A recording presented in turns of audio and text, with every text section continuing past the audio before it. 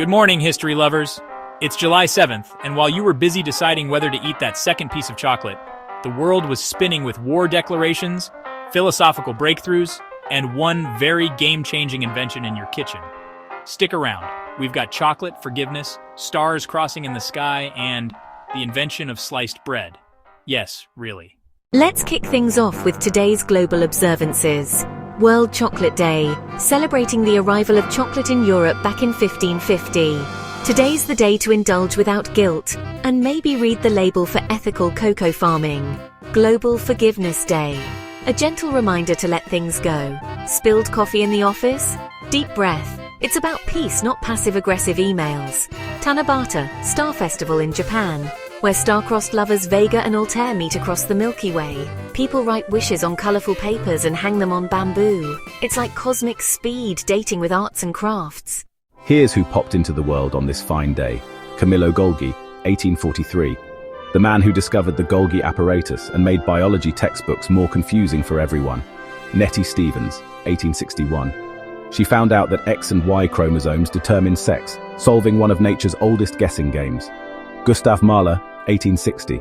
The symphonic soul of Austria whose music still gives classical lovers goosebumps. Vittorio De Sica, 1901. Italian filmmaker who taught us all that post-war neorealism could be utterly heartbreaking. Pierre Cardin, 1922. The fashion designer who made space-age cool before Elon Musk made it literal. And of course, Ringo Starr, 1940. The Beatle with the beat, still rocking, still rolling. Today also marks the final acts for some major figures. Edward I of England, 1307, known as Longshanks, died of dysentery while trying to subdue Scotland. That's one rough road trip. Arthur Conan Doyle, 1930. Sherlock's creator passed from a heart attack, possibly after one mystery too many. Gösta Mittag Leffler, 1927. Swedish mathematician who passed of natural causes, probably dreaming of complex numbers. Max Horkheimer, 1973. The critical theorist died of heart failure, maybe from overthinking society a little too hard. Joe Schlesser, 1968. Formula One driver who tragically died in a car crash during the French Grand Prix. Here's what's gone boom, or stopped going boom, on July 7th. In 1937, the Second Sino-Japanese War began after the Marco Polo Bridge incident, a small clash that snowballed into an 8-year war. In 1807, Napoleon and Tsar Alexander I met on a raft and signed the Treaty of Tilsit, proving even warlords can enjoy a float. The Battle of Otumba, 1520, saw Cortés beat the Aztecs with cunning tactics and early European arrogance. The quasi-war started in 1798, an undeclared naval scuffle between the US and France. Nothing says diplomacy like cannons. Raid of the Redeswire, 1575, Scotland's last major border clash with England. Over cattle rustling, the Highlands were not to be trifled with. And somberly, the 7/7 London bombings happened in 2005, a devastating terrorist attack that claimed 52 lives and left over 700 injured. Some of today's science comes with celebration, and some not so much.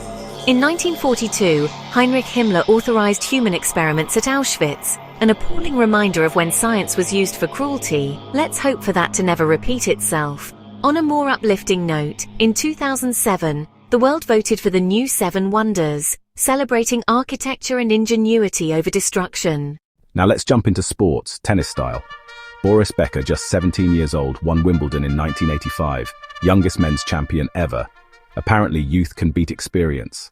And now, the stuff that changed your daily life. In 1928, pre-sliced bread was sold for the first time.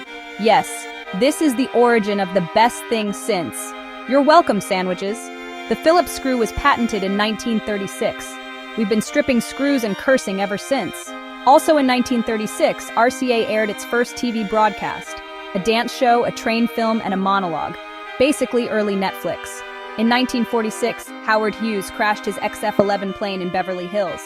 The test flight failed, but it sure made for a dramatic chapter in aviation history. In 1898, the US annexed Hawaii with the Newlands Resolution.